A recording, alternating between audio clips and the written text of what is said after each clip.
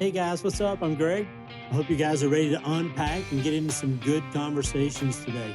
And I'm Jess, and this is our podcast, Baggage Claim. Thank you for joining us.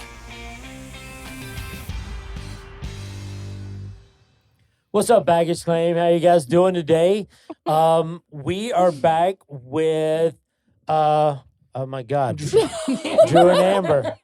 My gosh, my mind just fell out of my head.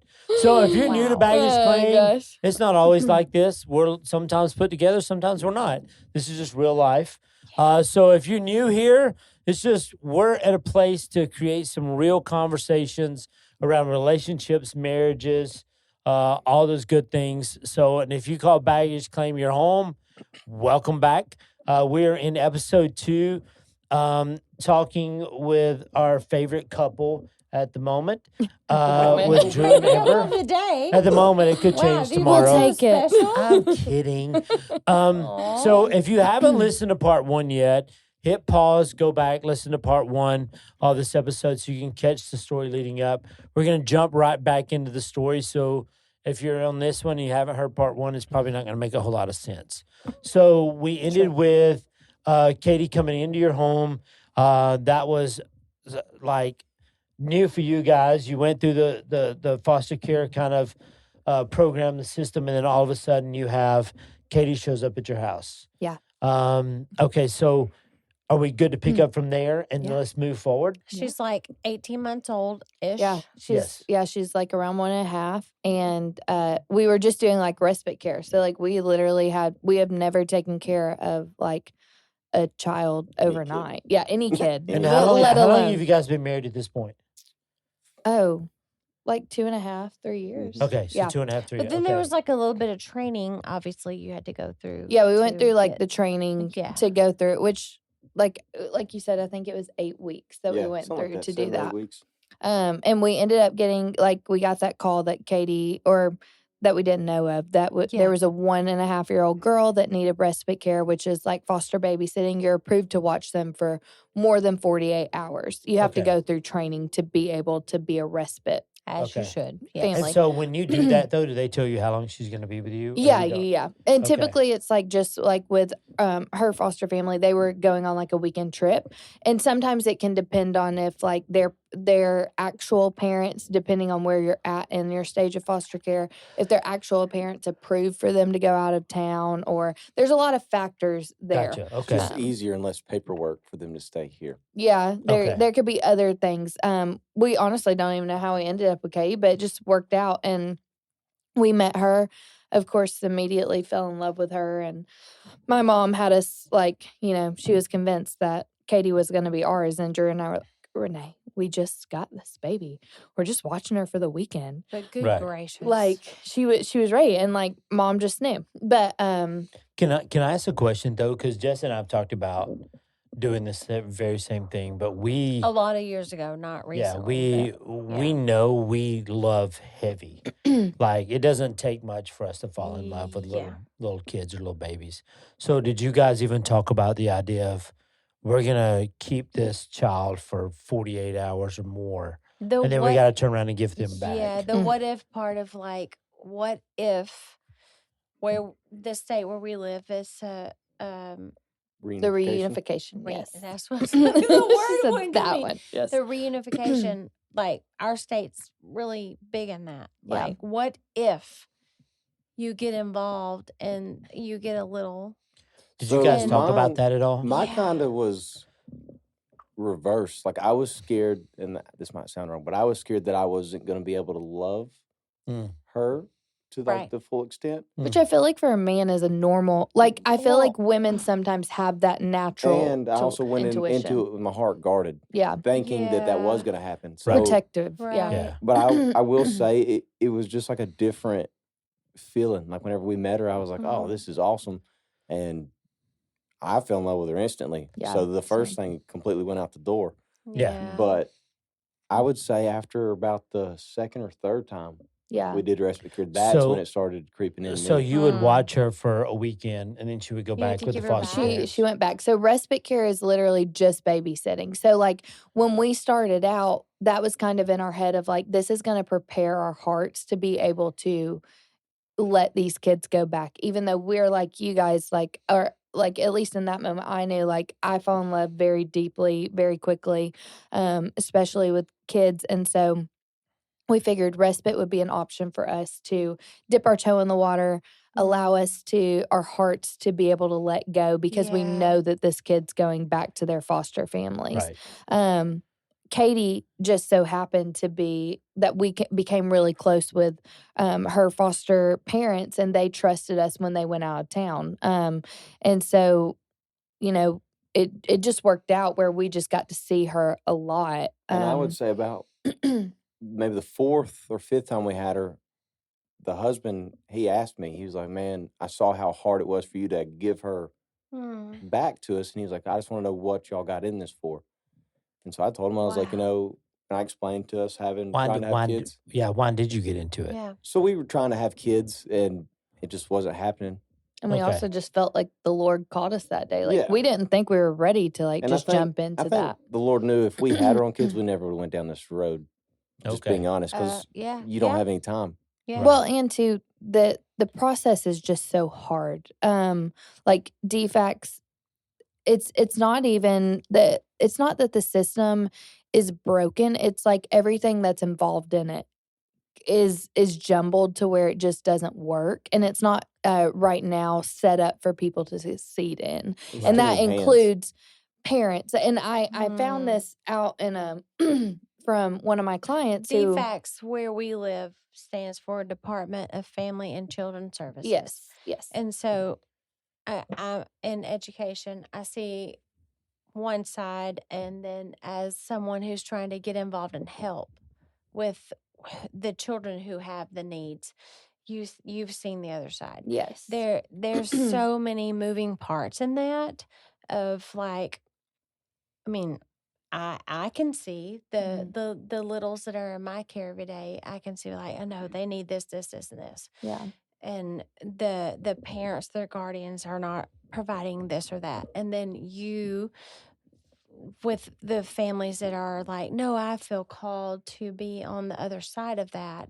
Like there's a lot of moving parts in Yes, that. there is. are. And like that's where I actually had one of my clients, and this is another God thing, is this client of mine I met randomly. She scheduled with me randomly at our salon, and she actually worked on Katie's case. She was an Oh. old case manager Wow. on her case. And we just started talking. I told her that we adopted like our little girl and told her who it was, and she was like, oh my gosh, like I was involved in her case and like knew her, and we just got close, and we started talking though, you know, like how that experience was hard for us just because everybody's experience is different. Right. But Mhm. at the end of the day, you're advocating for that kid, and everybody else is too, just in a different way. Right. The Yeah. problem is there's so many ways that the system struggles with it. So like even if a parent is trying to get a child back, they may go through rehab. If that's their situation, they may work their butts off to get there. Well, then what happens after that is that they don't have anywhere to live because they don't have any money to pay for anywhere to live. Right. Government housing, they don't have that option because there's nothing opened up and there's not enough of it. So then you've got this kid that's been in foster care for 3 years, and their parent is working their butt off to try to Yeah. get back to them, which is why I think like Georgia is a reunification state.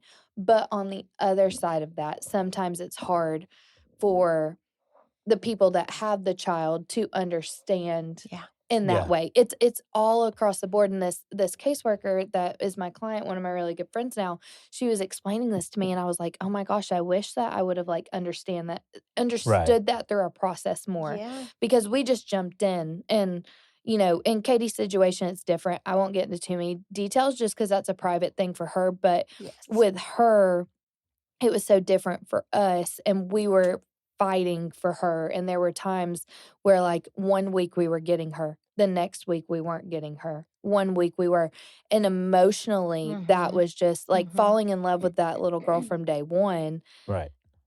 Yeah, that was hard. That was very, I would very say that hard. last month, the family that actually was fostering her for the most part, They had were to amazing. But yeah, they helped us out tremendously, but they had to sign something saying that they weren't going to adopt her. Oh, wow. And so that family asked, they were like, "Hey, so like, what's going to happen in this month time period?" They were like, "Well, she might go to the like, can you Mullinaxes, guarantee us? and Yeah. she might go to a different family because it is kind of really, really hard. You get lucky if you do adopt through the foster system." Right. Right. So they were like, "Well, anything could happen in between this point.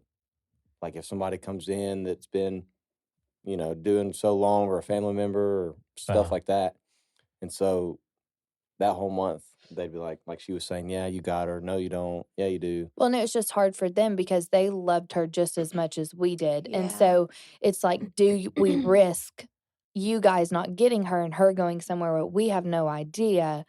Or do we just, have her? And like, it's a hard situation. Yeah. But in Katie's case, like truly God just worked it for us. And it was a miracle. And the way it all happened was just insane. And we were able to get her in our house officially at 3 years old. So we had Yeah. known Katie from 1.5 to 3, right after her 3rd birthday.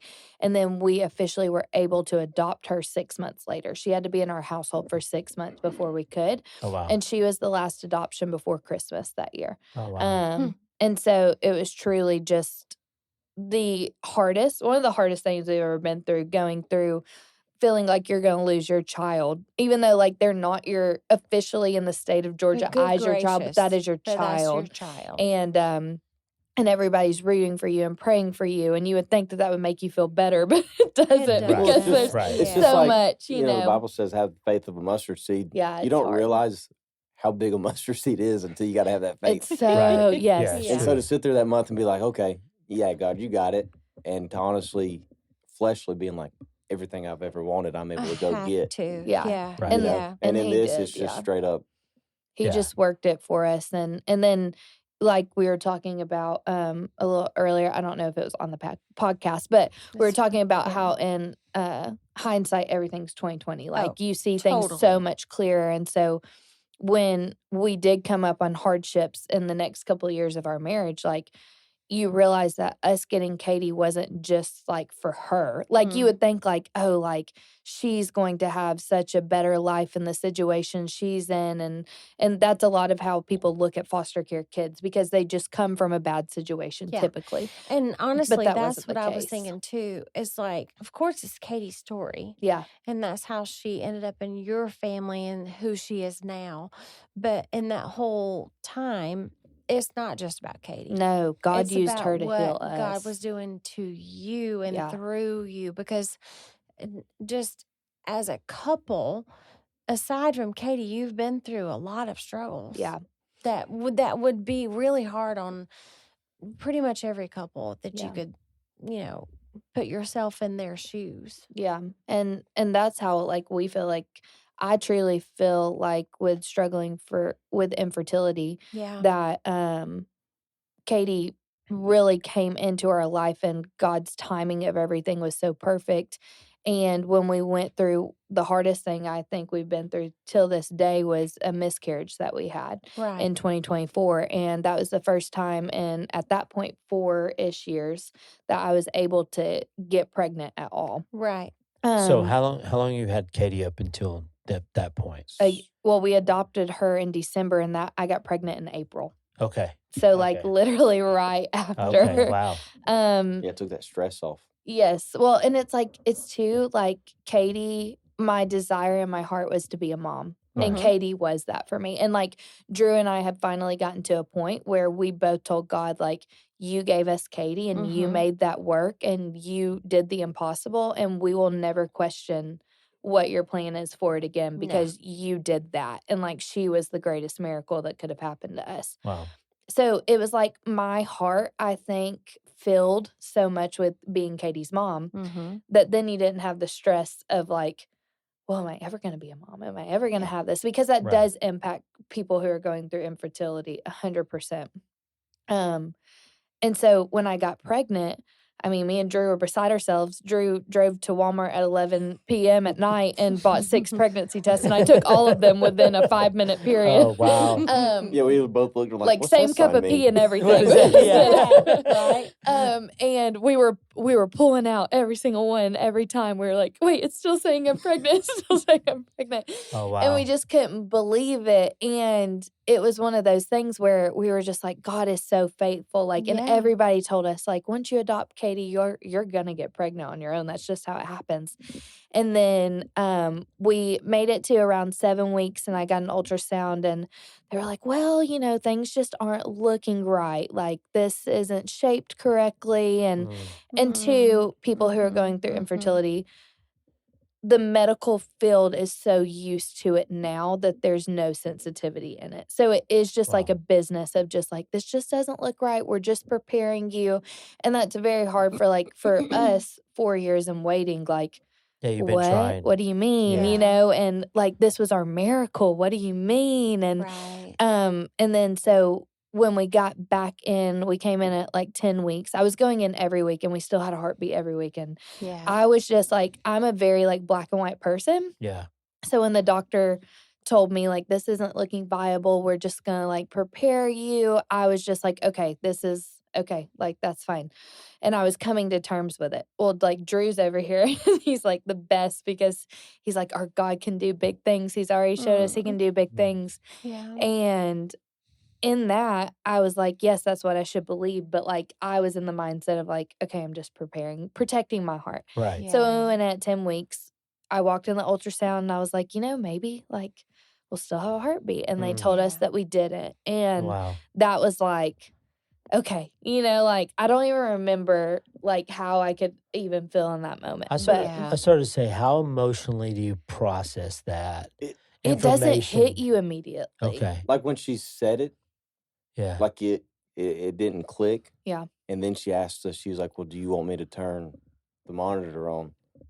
And I was like, I want to, because I'm a visual person. Yeah. Yeah. So I was Yeah, like, I want to see it to believe it. Yeah. And so she turned it on, and whenever you literally just see your kid laying there, And you don't see like a flicker. you don't see Yeah. anything like to where Yeah. before you're seeing the heartbeat, and you're looking, and you're just kind of like, man, Dude. Yeah. like, And it's heavy, and like, but it doesn't hit you immediately. Like, and that car ride home was just silent. Yeah, I was gonna say, it had to be cannot quiet. imagine. Yeah. And Yeah. then you're sitting there, and what's crazy is like that next week was Katie's birthday. And we Wow. were also going to the beach with our family. Like her Oh my birthday was on gosh. Saturday, Yeah. and then Sunday we were going to the beach. But I think God made it like Yeah. that, like timing. Well, Yeah. I mean, I'm telling he you. did. We needed it. I'm sorry. No, I'm so you're emotional. Yeah, no, it's like not. I think God made it be that way, but He did. No, the timing was like God. There's a reason why it happened at the time Yeah. it did. Yeah. And we had actually went on a beach trip with our friends. We had this plan for a friend's birthday. I found out on a Wednesday that we lost the baby, and then we were supposed to leave Friday to go on this beach trip. And everybody that we knew were like, "You need to go. You need to just get away. You need to take the weekend, try to Yeah. enjoy it together." And while we were on the trip, we did have a great time. I started bleeding a little bit. But I scheduled a DNC because truly in that moment too, they don't educate you on all of this stuff. Right. And they just expect you to know. well, guess. they do like explain the procedure and what it Right. is. So like when you're looking at it, you're like, you could have the option to do a DNC, or you could end up in a situation where, you're miscarrying at home and you can take the medicine to do that. Right. To me, Or there's an infection. It's a whole different thing. yes, there's all these things that can happen. And Yeah. for us, it was just like, to me, there was no question. I was just like, I don't want for us to have to experience that. Yeah. And God knew I was so wrong in that. And He showed me that I wanted something different because, and this is where people who may not understand what I'm saying, and I believe this and because of my experience, but when we got home, right after we got home from picking up Katie, Drew put Katie to bed, and not even 30 minutes, I started having awful pain. And I have a pretty high pain tolerance. And when Drew comes in the room, I'm curled up on the bed because I had actually ended up going into labor. And you do labor when you have a miscarriage. You have contractions, you do all the things, and had no idea that any of that would happen. Right. And so I start laboring and I start going through this pain and I don't know what's going on. Drew's like, do we need to go to the hospital? I'm like, I don't know. And then I start bleeding out. Like, all this stuff starts coming out. And so really, in all honesty, the only thing that I could think of to do that would give me comfort was to sit on the toilet. Like, we didn't know what the heck was going on. And oh, wow. So I'm just so emotional listening to it. I mean, Greg just patted my leg. It was like, I've never experienced that. yeah. Right. But what I have experienced is the longing to be a mama. Yeah. Like, I know what that feels like. And I'm just sitting here thinking of, like, looking over Greg's shoulder, my firstborn. I mean, he's 24 and a giant man over there and a father and a husband. And I'm just like, I know what that feels like to want that. Yeah. And I don't know what it feels like to feel what you were just describing. I mean, it just pulls in my heart so bad to think of you. And I'm just thinking of Miranda, my daughter-in-law, sitting over there. I'm just like imagining what that feels like for her, or Callie, or Erin, like our daughters. Like, it's just like that, just pain and questioning, and it just is tearing my heart out. No. Yeah. I mean, it just really is. It was a difficult thing, and like that's where I look at Drew and I literally could not have survived without him. And that's what I was about to say. And Drew, for you, I can imagine Greg or Thomas, if that's like, So it's can just I like, speak as the guy here? please So do, you because speak that's for where I the was guys? going. That's Yeah, literally so where I I know was you're, going. It's you're like, about to speak for us. So as a dude, Together. when you see your wife in that situation, you just want to make it better. Like, When you you're want to try to helpless. figure out how to make this better for her. because How do you process that? How do you work through that well, at in first, that moment? She's sitting on. Sitting on the toilet. So you We're can say the open, toilet. but it It's is what what okay. else it you is. do? Yeah. It's Yeah. like when your body's trying to do stuff, like, It was we the don't most know. comfortable Yeah, thing and I I just could started get thinking, I was into. like, well, most of the time, whenever you're cramping or anything like that, or got sore muscles, like That's you want where you go. hot, warm water or whatever. So I looked at her. I was like, hey, I'm just going to try to get this bath warm for you, and maybe it will help. Maybe we take a cold bath. Yeah. I don't even know what we do. So I just Right. turned it on as hot as I possibly could. And But what you're about to forget to say just for a second is that Drew, the best thing that he could have ever done for me in that moment was that he pulled up a chair from the kitchen table. And this makes me emotional every time. But he pulled up a chair from the kitchen table and he sat across from me while I'm sitting on the toilet, like having these pains and just truly just heartbroken. And he's like, so if we build a house, I'll let you do the kitchen. Oh. And like, I know that sounds so crazy, but it's No, like, it it's what doesn't. I needed in that moment because I truly did not understand like why I was going, like why we were going through what we were going through. But It's not crazy because he wasn't going to give himself credit that was the best thing he could have ever done. It's not crazy because he loves you so much to where he's like, okay, let's talk about what we do know, what we And do not everybody want. has And- that. Not right? everybody has that. Although you were not in control of that moment, he's like, no, let's talk about what we want. Yeah. That's and what make I you was happy. about to say is like I have ran those calls and they're extremely uncomfortable. Thomas is a firefighter EMT for those friends who have not heard of the story They're before. extremely uncomfortable every time, and you show up and it's always a different scene every time. And the only ones that I have ever ran was while Miranda was pregnant, which was hard in itself because it's always that fear that you guys had to go through that I was dreadful of. And watching the husbands be totally distant from the wives in those scenarios is so hard. Yeah.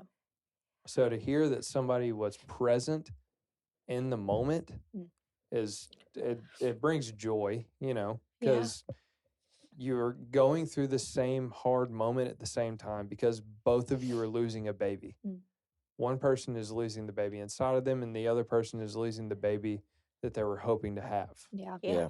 So And it's so different, which is where he was getting at with like how traumatic it was on both ends. Because to preface before you say it, Drew freaks out if he gets a paper cut. Drew's like, I'm bleeding out, help me. Gotcha. Yeah. So going through this and how he was just absolutely insane. Well, so I finally got the bath full, and I was like, all right, like, let's try to Yeah. move you over here. Yeah. And the moment she got up is when everything just, Except for the baby. yeah, Had except to for baby, be, everything just came out. Yeah. Mm. And I'm sitting there just looking at her, and I'm like, oh my goodness. Yeah. I mean, don't- it, like, I'm not trying to get too graphic or nothing, It's but traumatic. it's very traumatic. I Yeah. mean, it's, Wow. It's a lot. and I just remember sitting there looking, and the look on her face was like she let me down, which let me down even more. Oh, wow. Because I'm Yeah. like, man, Yeah. and she just kept saying, I'm sorry. And I'm Aw. like, you didn't do anything wrong. Like, it's okay. Yeah. And so I helped her get in the tub. I'm like, look, just get in the tub. Like, this should stop it. He's under my feet being like, you don't have to look at Yeah, it. and And he's I'm wiping trying- it off the floor. I'm trying to Aw. get her not to look at it. So I grabbed the darkest towel we have. And I'm like, And that's look, the you just hardest lean thing back. for Drew. Like, you just lean back, enjoy Blood. the tub, sit there. And I remember, I mean, it took a couple towels, and Yeah. I'm wrapping Wow. it up, and I'm sitting there Just so she trying didn't not to have to cry. see Just it. so I didn't Yeah. have to see Yeah. it. You And I'm didn't trying see not to it. cry, and I'm like, Yeah. it's gonna be okay. Like, it's all right. Like, just, Yeah. just keep it. Can keep I looking at me. can I say though, like, I've never went through that situation, but kudos to you for just sticking in the situation. Because sometimes when it's good. so hard, No. Yeah. it's so difficult, you have the option to step away from that, Yeah. and feel like it's not. But for you to step in and say yes, dude, that's what marriage is about. That's what Yes. healthy relationships are about. To go when it gets hard, Yeah. when things are completely sideways and they're crap. I'm going to step in and say, I'm going to do whatever I got to do. Well, and like, Yeah. And and that's a cool thing. yeah. And even when we were going through that, like Drew and I talked about, it was like we knew we were there for each other 100%. We knew that like Hmm. we had each other's back. We knew that we were praying for each other. We knew that we were both going down different paths of grieving. But also too, that's such a separate thing as well, because Drew could not fully feel what I felt Right. Yeah. in the sense of I lost a part of me. Well- And like it was us and it was a part of him as well, but I lost my baby that I was growing in You my were holding body in your and body. I felt Yeah. empty. Well, And that's So something he we- just couldn't feel. so it was like on a Monday, right? Or Sunday What? night.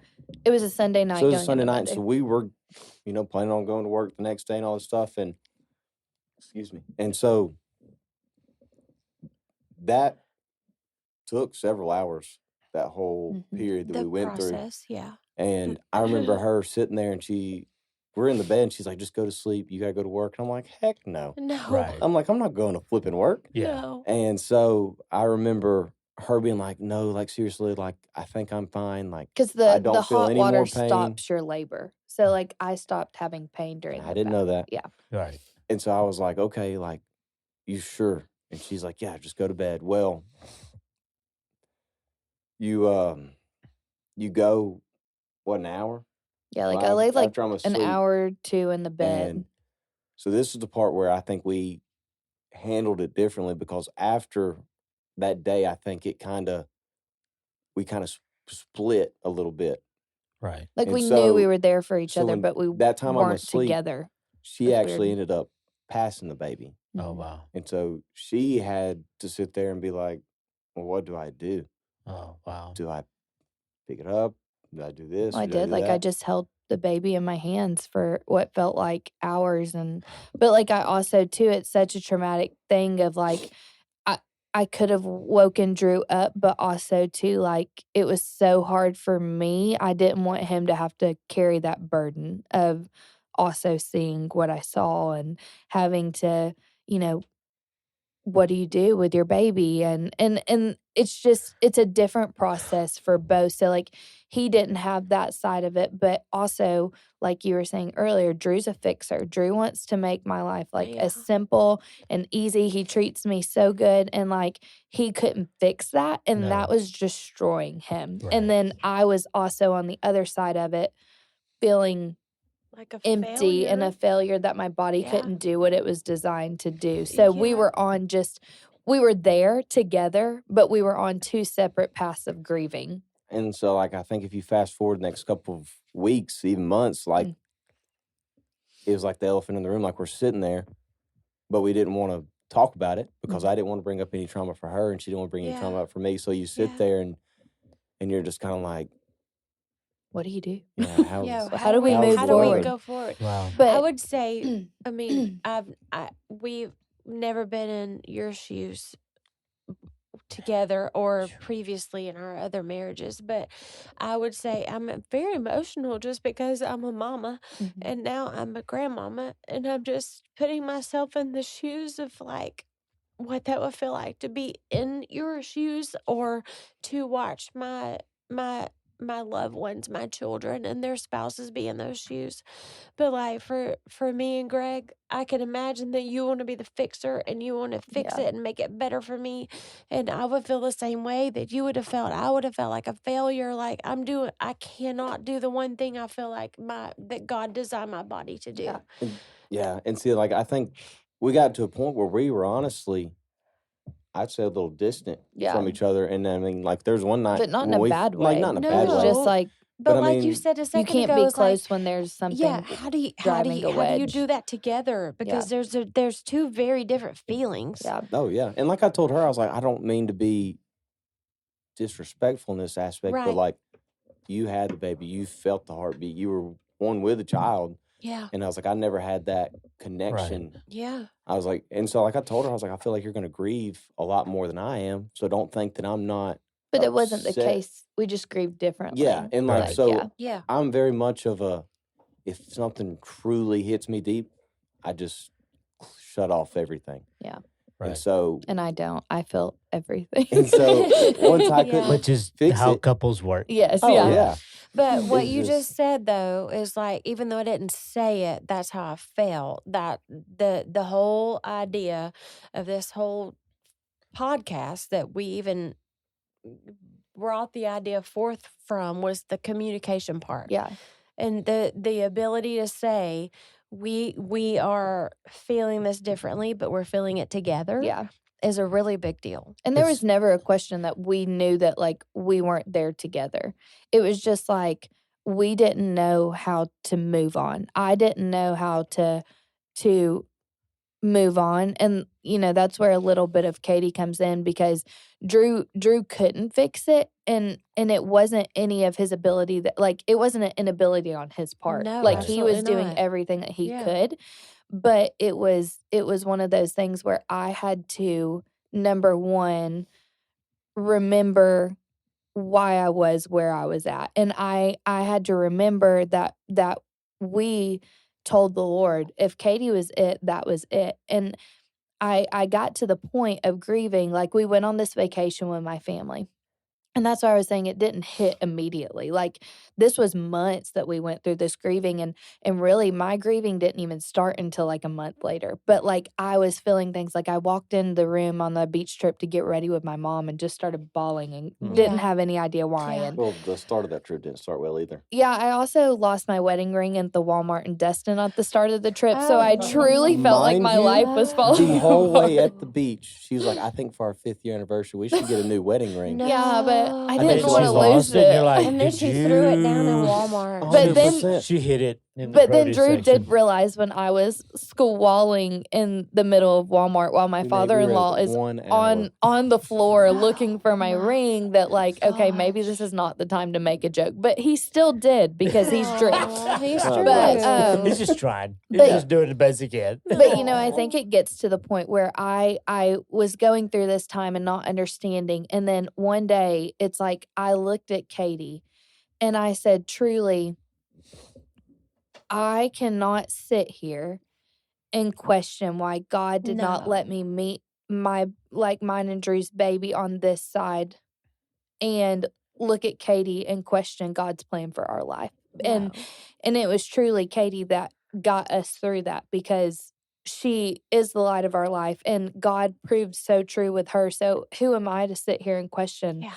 When I one day, and this is like the craziest thing to me, is that one day I'm going to get to heaven Oh. and I'm going to know a voice that nobody else knows. And like that to me is one of the coolest things and gifts that God gives to mothers who Yeah. miscarry, because I grew that baby in my belly, Yes, and you did. I know the voice, and I'm going to know that child. And right now, what better place could our baby be in? Yeah. And I think that that's something that Katie gave to us, is that we have not had any time after Katie that we have questioned the Lord's plan for our life. And No. even throughout more years, going on 6 years of infertility at that, at this point, we've never questioned why it's taken up to any point or when it goes. And I think that that's just because of her. God knew that we needed her. We can't look And at you her know and not what? see his goodness. Katie is not a Band-Aid. She's a blessing. No, oh gosh, yeah. To get you through. Well, and she's truly just the reason why we don't ever question the plan You of what can't. the Lord And has for also, us. like, You cannot. I think Katie's the reason we communicated again, because we Huge, sat there yeah. and we looked at each other and we're like, hey, we can't. Like Yeah. She's already come from a broken home in the past. Like, yeah, we got to straighten this up, not only for her, but for us. Yeah. Because if there's tension between us, there's going Yeah. to be tension between her. and she's got those senses, man. She knows. And also, Yeah, Oh, yeah, it's they crazy. know. Like, I had this little notebook that I was writing in, and during that whole time period, we were going through it, and I had all this stuff wrote down while I went to change one morning to go to work, and Amber took everything I had in my notebook and put it on the wall in our closet. And so stuff like that is also, just Yeah. her being who she is made us talk, and it's kind of like, man. And so it's just, So sometimes I will say this: when you're walking through that incredibly difficult time, when you don't know what to say, Yeah. I think as a couple, I would tell you the best thing you can say sometimes is, "I love you, and I don't know what to do." Yeah. Yeah. And I Right? feel it too. Yeah, I feel this. I want to get through this with you. Please, let's walk through this together. Yeah. Because that's sometimes you may think the other person feels that and knows that, but sometimes just saying it out loud, like, I don't know how we get through this. I don't know what this looks like, but I just know this. As we walk through this, I'm going to walk through it with you, Yeah. and Yeah. we're going to talk about whatever you want to talk about, the pain, the hurt, And it sounds cheesy to do that, but like the It does. communication is the only thing that is going to get you through a hardship like that. Yeah. That And we you don't we have to have say something never- inspirational No. either. Yeah. Just say, I don't know what to do, Yeah. but I'm here, Yeah. and I'm Yeah. here with you And you to do it said, with you. doesn't matter, whatever cheesy it is, but just the fact that you say out loud to each other, Yeah. this sucks. Yeah. But I'm here with you. And life happens, and you just we take that so for granted. Like we take so for granted that we get to lay in bed with each other every night, and Yeah. get to say I love you, and say our prayers with Katie every night. It's Yeah. a normal thing for us, but we take it so for granted because you just don't know when you can't have that anymore. And so it's like, if you have something to say, just say it. Just If it's a say it. hard conversation, just say it. Drew and I have had plenty of hard conversations, and Drew actually told me right after we got married that I was the most brutally honest person he knew, and I hurt his feelings. Aw. But but when I told him, I said, Drew, I've always just lived I would rather be hurt by the truth than a lie any day. So just Oh, that's powerful. Ooh, it okay. hurts. Say that again. I would rather be hurt by the truth than a lie any day, because Okay. a lie will always hurt more than the truth every Mhm. time. Well, I mean, that's true. And so it's we got on this where he was completely different, because Drew's like, oh, let me de-escalate everything.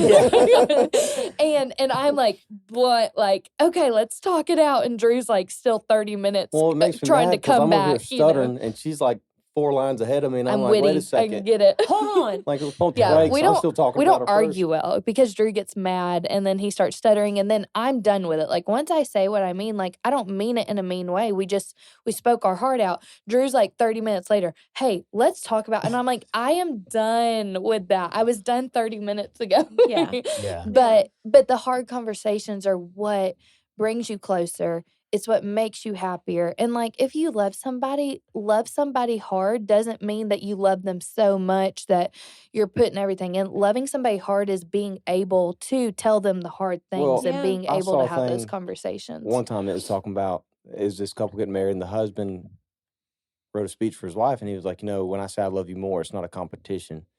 And he was like, I love you. And like he went through this whole list. He said, I love you more if we have infertility. I love you more if we have this. I love you more if we don't have a house. And so like I kind of hold that to me. Like I look at her and I'm like, I love you more even if we can't, have our own kids. Like we have Katie and we have enough. And honestly, I forget she's even adopted. Oh, Well, because she looks like she's you. Drew's twin. 100%. It's weird. And she acts like she And it's came right out of me. wonderful. It is weird and wonderful. Yeah. It's Because she beautiful. looks like you. Yeah. A lot of people It's just say never that. been a question. And like we go places and people are like, There's oh, where did never she a get that question. blonde hair from? Especially when they're with Drew, because they're like, oh, she looks just like you, but where did that blonde hair come from? It's And magic. It It's is like God gave magical. it to her. And she just says she's the reason why God placed her in our life was truly to heal She us. is. And She's just magic. she is magic. And we couldn't have survived the hardest time of our life without her. She was placed for us. Like 1,000%.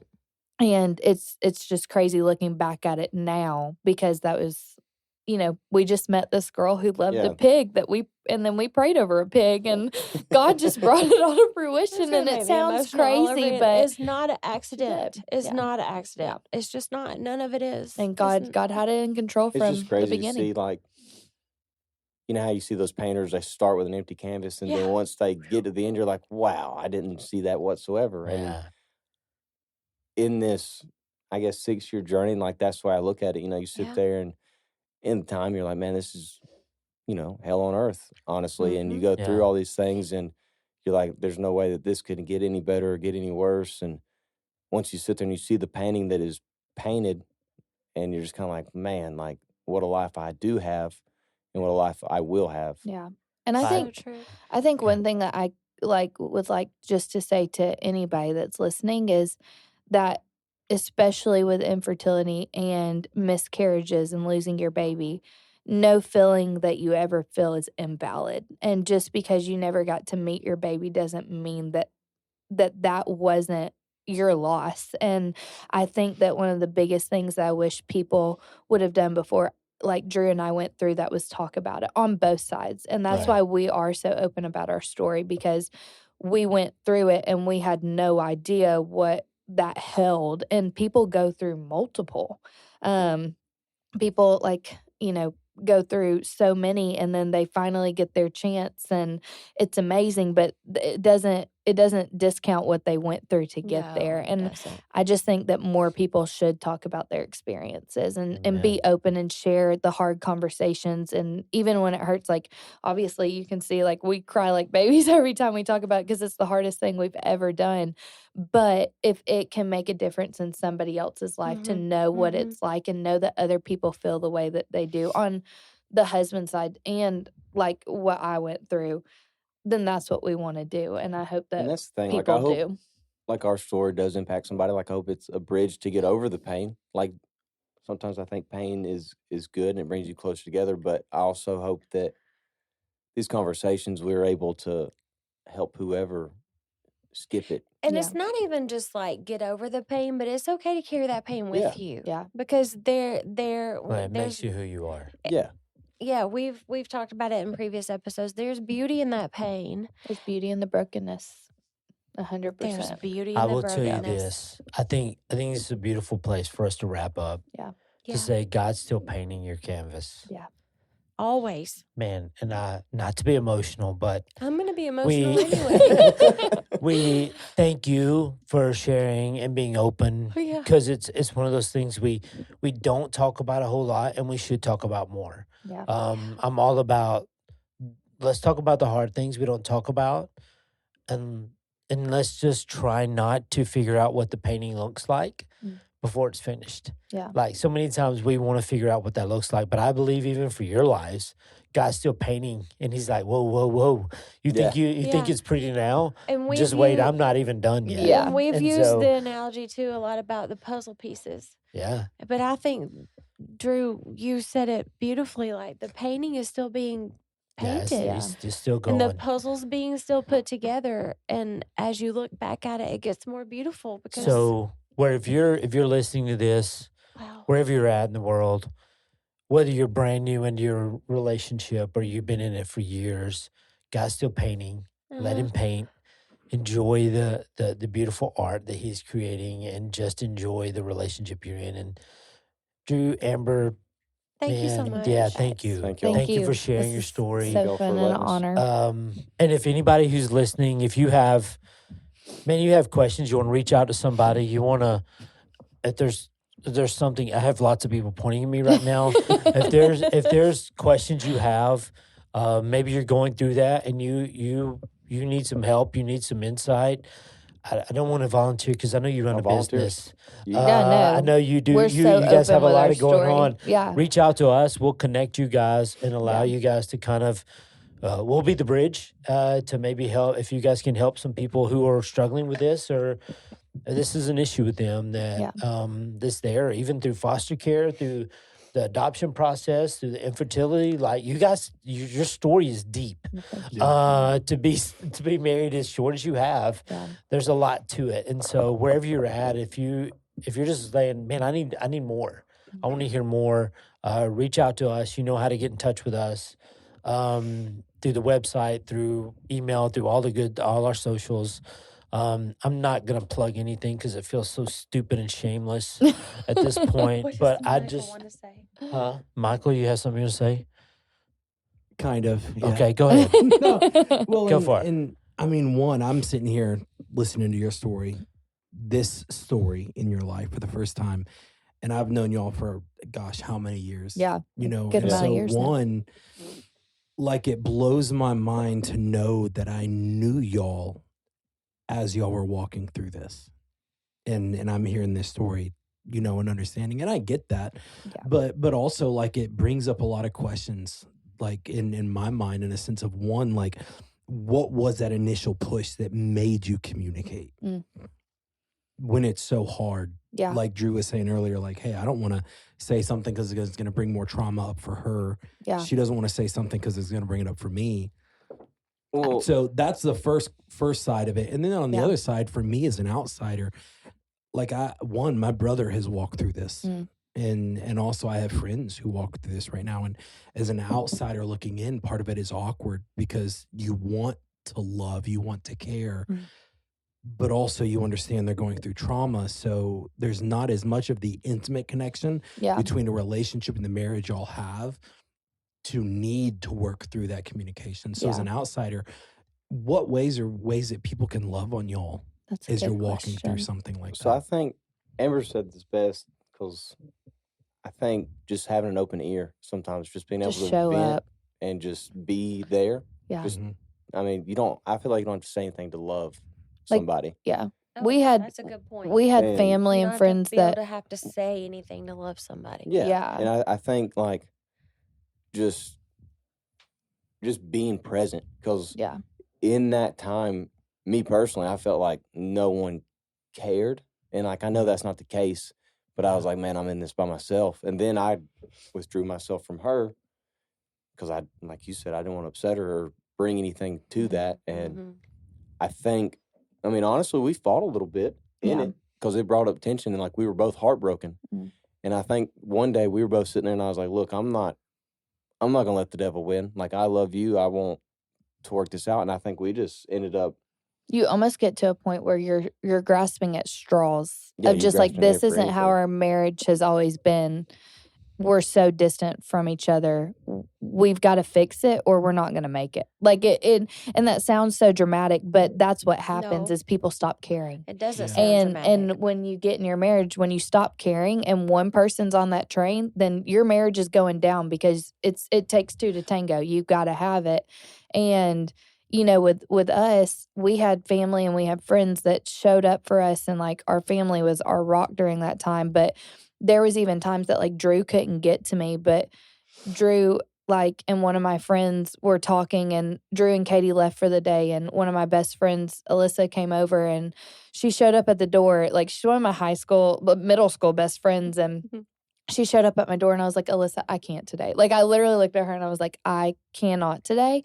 And she said, go get dressed. And I said, I am not getting dressed. I'm not going anywhere with you. I'm not going in And the she world. said, do you want me to take you to the bathroom and strip you down, or are you going to go get dressed? And I didn't know that I needed it, but I physically like could not do it. And having somebody like that just showed up and like sometimes wouldn't take no for an answer was something that I needed, that even Drew couldn't do for me or my mom couldn't do for me. And she just took me up to her grandparents' cabin and we sat in the river and went and got ice cream and we just talked. And it didn't even have to be about the baby. It was just that I needed to get outside of my head. And I don't even think you have to go that far. I think just showing up and being there and showing that like you're there just for support. But like also, I don't think you realize the impact that you had just going and playing golf. Yeah. I mean, literally trash at golf. But we had fun though. No, but see, that's all that matters. Like you were able to take my mind off of it and just cut up. And I like I said, you don't have to say anything to love. I mean, just having that time, Just having and time. just being able to like exert that like sadness out of you. Because I think if you sit there, and I mean, like between us, like every time I went in that bathroom, I pictured that every single time. Same. Yeah. And so to get out of that house, I'm like, all right, like this is Like we had helpful. to. That was something that like we never thought like And that's how we met Greg. yeah. And Greg well, we knew Greg. Well, we knew Greg, But that's how we Greg sold our house. Yeah. But we just we it's a different story for everybody. And for us, like we are so blessed in our life to have so many people like love on us, and like the text messages I had, like some of my best friends checking on us every day, like, and our families calling us and bringing us stuff every single day. It meant so much, but sometimes it's just showing up and being there, and you don't have to say a thing. You could sit on the couch with me and rot with me, and that's what I needed. And everybody's story is different, but I think sometimes everybody's trying to fix it. And like when you lose a baby, you just can't fix it. There's truly nothing you can do to make anybody feel it's just like losing a loved one that's here. But like for a mom and a dad, that's everybody else's life goes on. And yours doesn't. And that's the hardest thing to understand, is that you're sitting in a grief that you are living over and over again every day.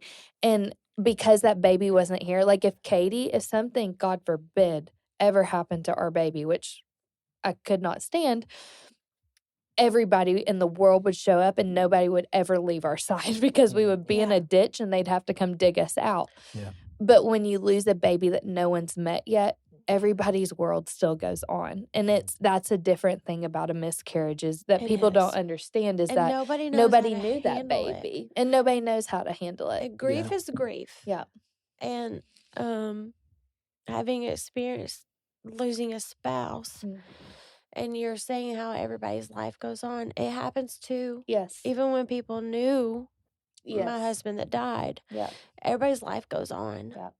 And I mean, people think they know how to fill in those voids, like with different things.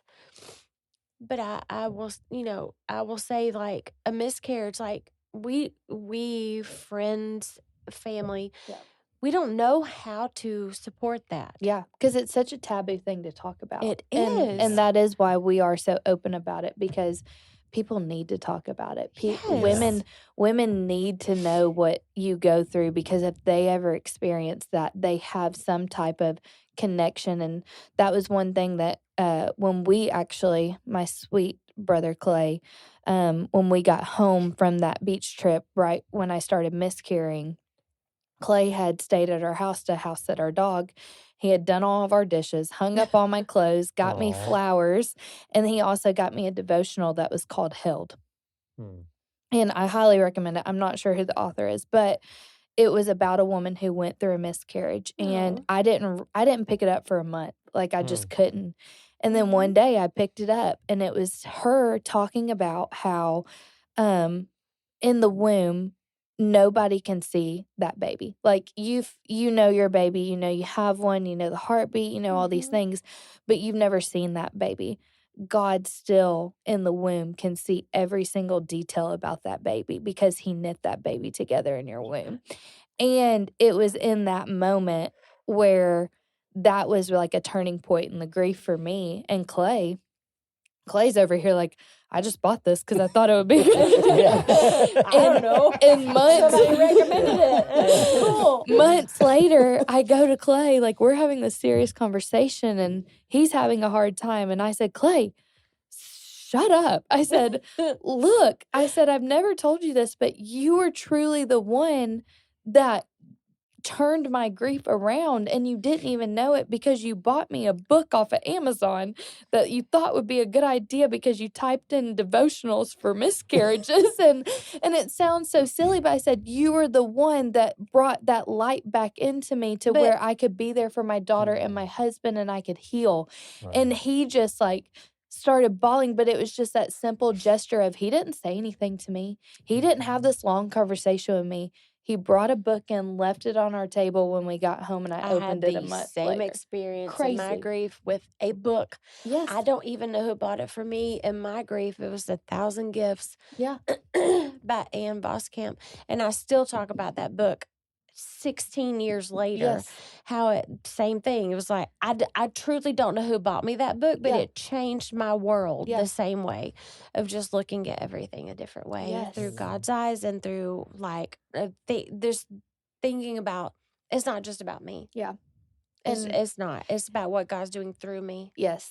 And I think that that's, to answer like the rest of your question is just if God's laying something on your heart to do for that person that is struggling in your life, whether it be a miscarriage, whether it be a loss in general with anything or just anything struggle they're going through in their life, just show up. And if the Lord's telling you to do something, just do Just it. do Even it. if it feels uncomfortable, because that was what just like, it honestly was what reminded me of like with Katie. I looked at her that day and I was like, oh my gosh, this has just sparked my mind of like, what the heck am I doing sitting here feeling sorry for myself? And the Lord has a plan for this. I can't question it. He's already told you, just do it. Yeah, just do it. That's all you got Just to I do do. think it. so many times we don't realize the significance of a light of influence we Yes. carry. A small gesture. Whether you consider yourself a leader, quote unquote, or not, every single person carries a torch of influence that they get to share.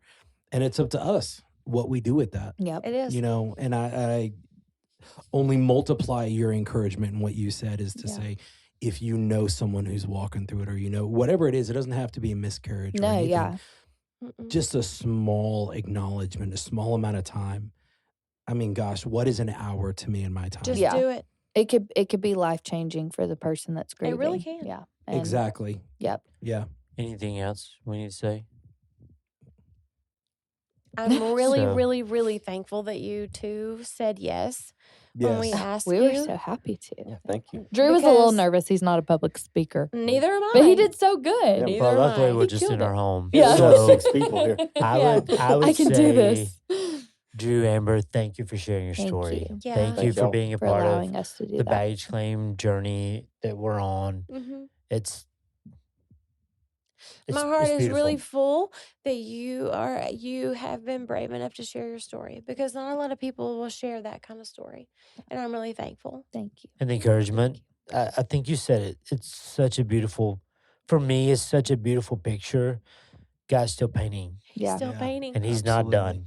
And so Yeah. it's just, I can't wait to see in your life, in our life, what God continues to paint Yeah.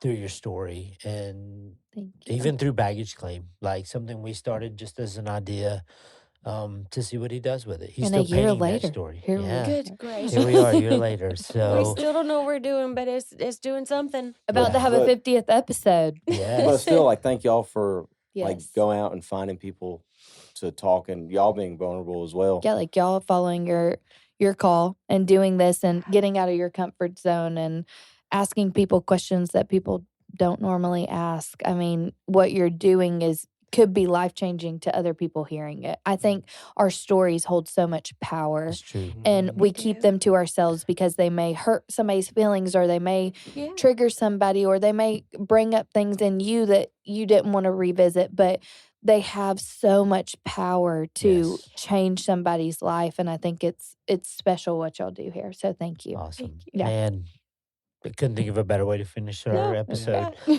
So thank you guys. Thank you for being a part of Baggage Claim. Hope you like. If you've heard something here that was good, just like, follow, share. Please share their story as much as you can, because there's someone out there who needs to hear their story. So love you guys. Thank you for being a part of Baggage Claim, and we'll chat with you again soon.